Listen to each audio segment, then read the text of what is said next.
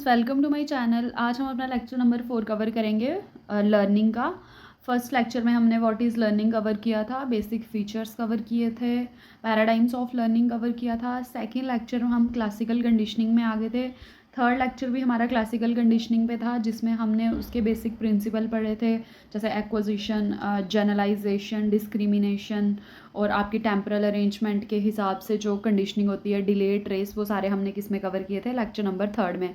आज हमारा last lecture है क्लासिकल कंडीशनिंग पे।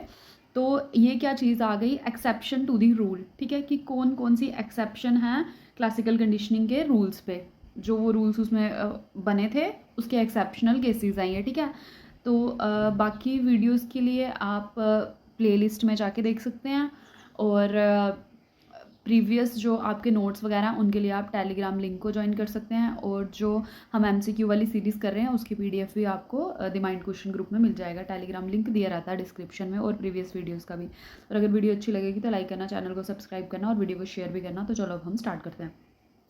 आ गया क्लासिकल कंडीशनिंग। अब मैं इसमें नहीं बताऊंगी क्या होता है, क्योंकि हम 3 लेक्चर में यही कवर कर रहे हैं कब से।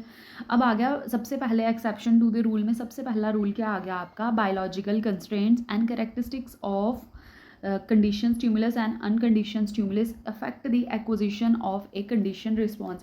अब जो बायोलॉजिकल कंस्ट्रेंट्स और जो करेक्टरिस्टिक्स होती हैं, किसकी करेक्टरिस्टिक्स, आपके कंडीशन स्टिमुलस के और अनकंडीशन स्टिमुलस की, वो इफेक्ट करती हैं जब हम कंडीशन रिस्पॉन्स को एक्वायर करते हैं। ठीक है, उस दिन हमने टेम्परल अरेंजमेंट, इंटेंसिटी, फैमिलैरिटी, वो सारी चीज़ें पढ़ी थी जो इफेक्ट कर रही है।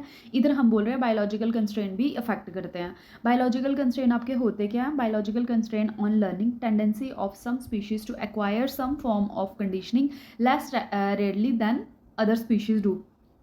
अब ये टेंडेंसी होती है कुछ स्पीशीज़ की कि वो पर्टिकुलर किसी रिस्पॉन्स को एक्वायर करें, और वो जैसे कुछ स्पीशीज़ पर्टिकुलर रिस्पॉन्स को ज़्यादा जल्दी एक्वायर करेंगे एज़ कम्पेयर टू दूसरी स्पीशीज़। जैसे कि अगर हम देखें कि अगर हमें किसी जैसे कोई एग्रेशन वाला रिस्पॉन्स आपको सिखाना है, तो हो सकता है कि आप वो एग्रेशन वाला रिस्पॉन्स डॉग्स को ज़्यादा जल्दी एक्वायर करे, डॉग वो response as compare to cat. तो ये जो स्पीशीज़ का खुद की करैक्टरिस्टिक्स है किसी रिस्पॉन्स को एक्वायर करने की, वो भी इंपॉर्टेंट रोल प्ले करती है किसमें, लर्निंग में। और इसी को हम क्या बोलते हैं, बायोलॉजिकल कंस्ट्रेंट बोलते हैं। ठीक है, किसी भी इंडिविजुअल के लर्निंग के लिए। दूसरी चीज़ आ गई, एक एक्सपेरिमेंट हुआ था गार्किया एंड कॉलिंग, 1966 में ये एक्सपेरिमेंट हुआ है, और ये बहुत इंपॉर्टेंट एक्सपेरिमेंट है। और यहाँ से ही आपका एक कंसेप्ट आता है, आपका क्या, गार्किया इफेक्ट। इसमें क्या होता है कि जब हम क्लासिकल कंडीशनिंग में क्या पढ़ते हैं कि स्टिमुलस की क्या होती है, एसोसिएशन होती है। तो इनके इस इफ़ेक्ट के अकॉर्डिंग क्या था कि जो एसोसिएशन हो रही है, जो एक्सटर्नल स्टिमुलस है हम उसको एक्सटर्नल स्टिमुलस के साथ ही एसोशिएट करते हैं, जो इंटरनल स्टिमुलस है उसको इंटरनल के साथ ही एसोशिएट करते हैं, किसमें, कंडीशनिंग में, अकॉर्डिंग टू गार्की इफेक्ट। अब देखो ये एक्सपेरिमेंट हुआ क्या था, allow 2 group of rat to sip flavoured water from a device that emit a bright light and loud noise. ठीक है, whenever the rat licked the water while both group were drinking, one group of rat was exposed to X-ray that later made them sick and the other group received painful shock। ठीक है, अब देखो simple क्या था, इधर बताती हूँ मैं आपको। 2 ग्रुप पे ये क्या हुआ था, 2 रैट के ग्रुप लिए थे और उनको फ्लेवर्ड वाटर क्या दिया जा रहा था एक डिवाइस से। जैसे ही वो फ्लेवर्ड वाटर को टेस्ट कर रहे थे, लीक कर रहे थे, तो क्या हो रहा था, उस डिवाइस में से 2 चीज़ें निकल रही थी। एक क्या हो रहा था, ब्राइट लाइट, और दूसरी लाउड नॉइस। और ये जो ब्राइट लाइट और लाउड नॉइस थी, इन दोनों को इन्होंने कंडीशन स्टिमुलस लिया इस एक्सपेरिमेंट में। ठीक है, अब जैसे ही पहला ग्रुप जब पानी पी रहा, ये दोनों चीज़ें मीट हो रही हैं, और पहले ग्रुप को किसके साथ एक्सपोज किया इन्होंने, एक्सरे के साथ। ठीक है, एक्सरे पास किया जा रहा है उनमें से, तो वो क्या हो रहा है, वो ग्रुप क्या हो रहा था, बीमार हो रहा था। कौन सा, रैट का ग्रुप। अब जो दूसरा ग्रुप था वो जब पानी पी रहा है, ये लाइट और साउंड निकल रही है, बट इस ग्रुप को क्या हो रहा है, शॉक दिया जा रहा है फीट में। ठीक है, तो एक ग्रुप को पानी पीने के बाद शॉक दिया जा रहा है, दूसरा ग्रुप को एक्सरे एक्सपोज करके एक्सरे के साथ, और उसको क्या हो रहा है, वो बीमार हो रहा है।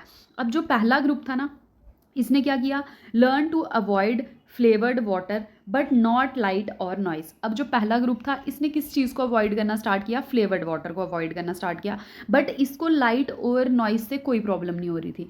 अब जो दूसरा ग्रुप है इसने क्या किया, लर्न टू अवॉइड लाइट और noise but not flavoured water.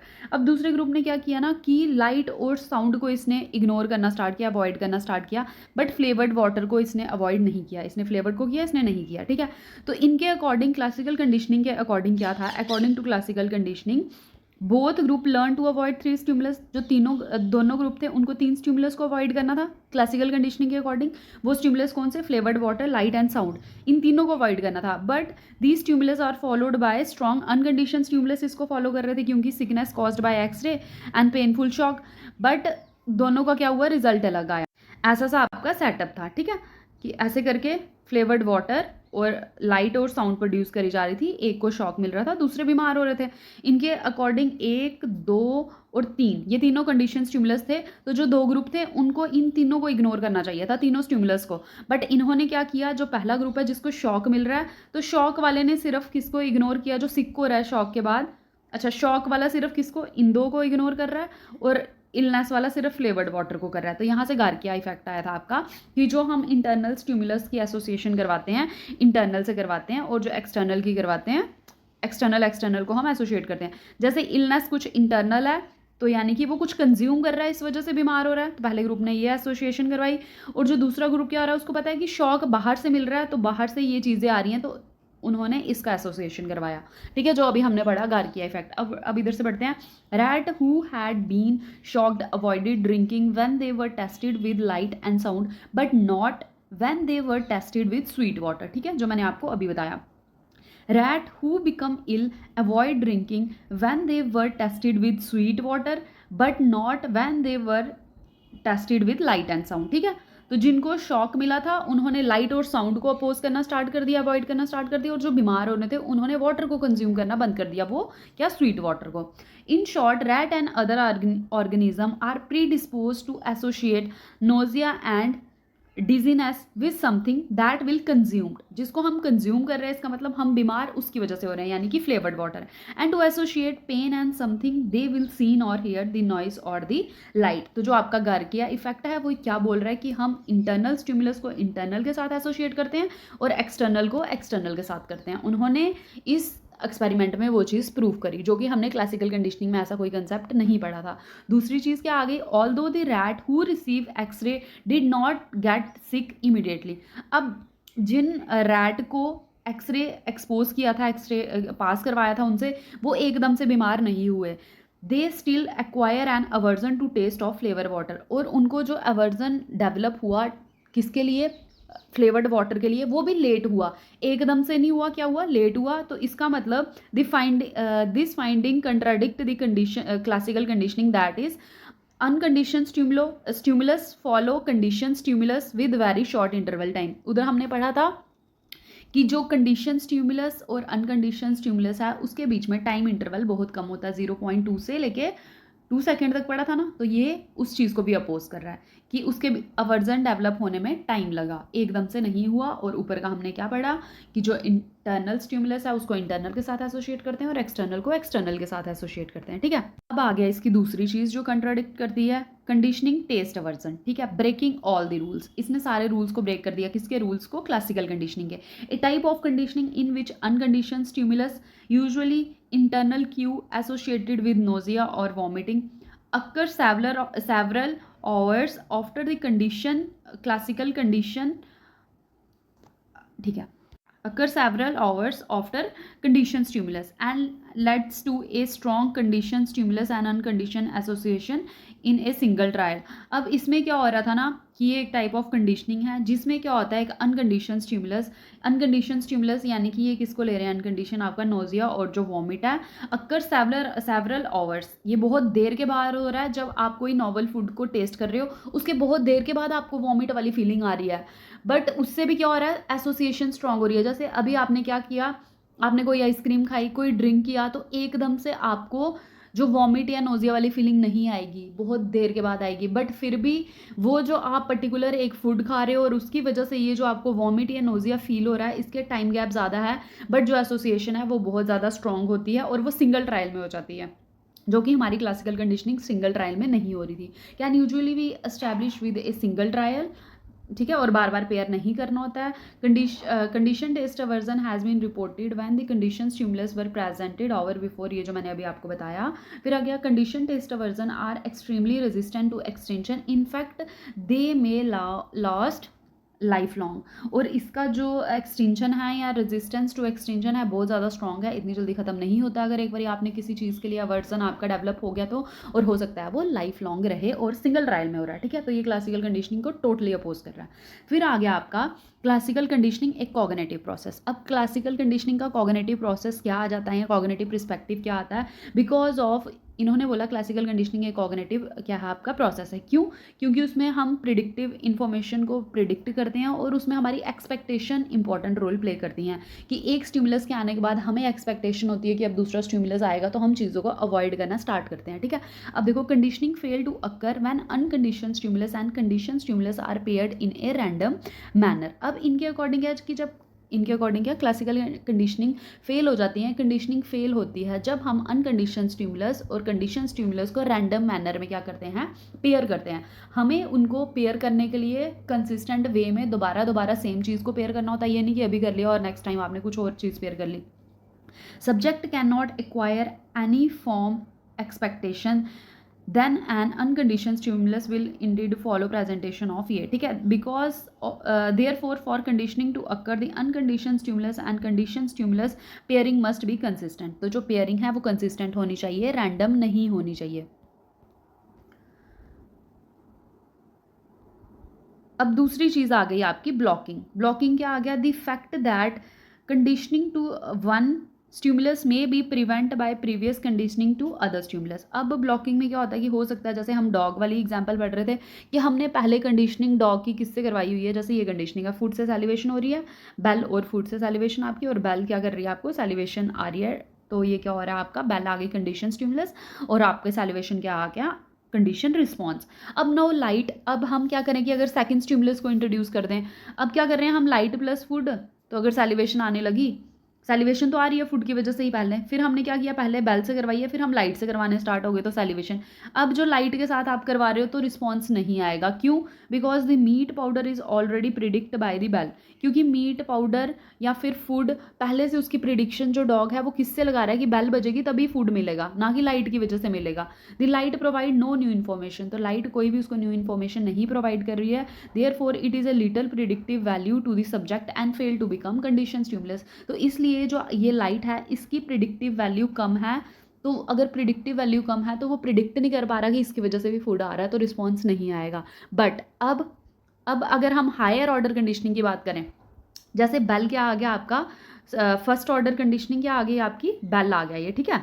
अब देखो, जो आपकी बेल है ये क्या आपका फर्स्ट ऑर्डर, ये आ गया आपका condition stimulus. But higher order conditioning में क्या होता है, ये बेल तो बज रही है, सैलिवेशन हो रही है।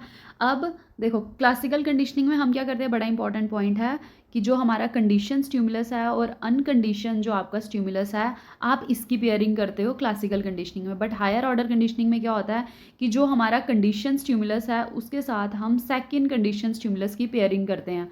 जैसे कि बेल की वजह से सैलिवेशन हो रही है, बट अगर हम हायर ऑर्डर कंडीशनिंग की बात करें, बेल से सैलिवेशन हो रही है, अब इसके साथ हम क्या करेंगे, लाइट को भी इंट्रोड्यूस करेंगे। तो ये जो लाइट है आपकी, ये आपका सेकंड कंडीशन स्टिमुलस होगा। अब बार बार हम इनकी पेयरिंग करवाएंगे कि बेल, लाइट प्लस बेल, और फिर फूड मिल रहा है उसको सैलिवेशन, फिर से लाइट, बेल से पहले क्या आ रही है, लाइट आ रही है। जब बेल से पहले लाइट आएगी, बहुत बार इनकी पेयरिंग होगी, फिर जाके लाइट की वजह से आपको सैलिवेशन मिलेगी अगर, तो फिर वो हायर ऑर्डर कंडीशनिंग है। हायर ऑर्डर कंडीशनिंग और इसमें यही डिफरेंस है कि जब आपका सेकेंड ऑर्डर जो आपका स्टिमुलस होता है वो जब आपके फर्स्ट ऑर्डर को रिप्लेस करके कंडीशन रिस्पॉन्स को लेके आता है, यानी कि बेल, लाइट बेल से पहले इंट्रोड्यूस करेंगे, बार बार पेयरिंग करेंगे उसकी, फिर जाके लाइट से हमें रिस्पॉन्स मिलेगा। तो वो एक अलग चीज़ है, इसके साथ कंफ्यूज मत होना ब्लॉकिंग के साथ। ब्लॉकिंग में हम सिर्फ ये पढ़ रहे हैं कि बेल के बाद अगर हम लाइट के साथ पेयर करवाएंगे तो रिस्पॉन्स नहीं मिलेगा। क्यों? क्योंकि जो रिस्पॉन्स मिल रहा है वो एक्सपेक्टेशन की वजह से मिल रहा है, और जो डॉग की एक्सपेक्टेशन है वो सारी किस्से हैं कि बेल के बाद ही मुझे खाना मिलेगा, ठीक है। अब आ गया मेंटल इमेजेस। अब तीसरी चीज़ आ गई इसमें मेंटल इमेजेस। देखो, studies using brain imaging technique से क्लासिकल कंडीशनिंग का यहाँ से पता किया इन्होंने। एसोशिएट विद मेंटल इमेजेस किसके साथ एसोशिएट करते हैं? रेलेवेंट बिहेवियरल रिस्पॉन्सेज के साथ। Indicate that the area of brain known to be involve in visual processing are also active during visual imagery task. अब एक्सपेरिमेंट्स के बाद मेंटल जो आपकी ब्रेन इमेजिंग टेक्निक्स है उनके बाद क्या कंक्लूजन निकला कि जो एरिया हमारा ब्रेन का, जब हम विजुअली प्रोसेस करते हैं किसी इन्फॉर्मेशन को, जो एरिया एक्टिव होता है जब हम विजुअली इमेजरी टास्क करते हैं, जैसे मैं आपको कुछ इमेजिन करने के लिए बोलूँ तो वही ब्रेन का एरिया आपका क्या करेगा? विजुअल इमेजरी टास्क में भी वही एक्टिव होगा और उतने ही लेवल पे एक्टिव होगा वो, ठीक है। Mental image of physical stimulus also appear to elicit reaction that closely resembles that once elicited by their physical counter part. यानी कि अगर मैं आपको बोलूँ, अगर आपके सामने इस समय हम कोई खट्टी चीज़ रख दें और जो आपका ब्रेन का एरिया या पार्ट जो एक्टिव होगा, जो आपके मुंह में पानी आएगा, तो अगर मैं क्लास में ऐसे ही बात कर लूँ कि इस टाइप का, मतलब कोई खट्टी चीज़ खाएंगे या कोई कड़वी चीज़ खाएंगे, तो ऑटोमेटिकली आपके जो टेस्ट बर्ड हैं उनमें मतलब आपको सेंसेशन होना स्टार्ट हो जाएगी। खट्टी चीज़ की बात आएगी तो हो सकता है आपके मुँह में पानी आ जाए। मैं बोल रही हूँ मेरे मुँह में अभी भी आना स्टार्ट हो गया। तो ये क्या है? ये आ गया आपका मेंटल इमेजेस। तो यहाँ पे क्या है? Ask people to imagine drinking sour water cause salivation, ठीक है। तो ये क्या था? मेंटल इमेजेस का जो हम क्या कर रहे हैं, रोल प्ले करवा रहे हैं किसमें? क्लासिकल कंडीशनिंग में। तो मेंटल इमेजेस भी एक इंपॉर्टेंट रोल प्ले करती हैं। इसलिए ही जब बेल बज रही है तो वो सिर्फ इमेजिन कर रहा है बेल के बाद क्या आएगा? खाना आएगा। तो खाने के मतलब मेंटल जो उसकी क्या विजुअल इमेज बन रही है ब्रेन में, बेल के बाद इमेज ही बनी ना, अभी प्रेजेंट नहीं है खाना, तो उसकी वजह से ही सैलिवेशन आ गई उसको, ठीक है, सलाइवा सिक्रीट होने लगा। तो ये क्या है? मेंटल इमेज का जो इंपॉर्टेंट रोल प्ले हो रहा है क्लासिकल कंडीशनिंग में।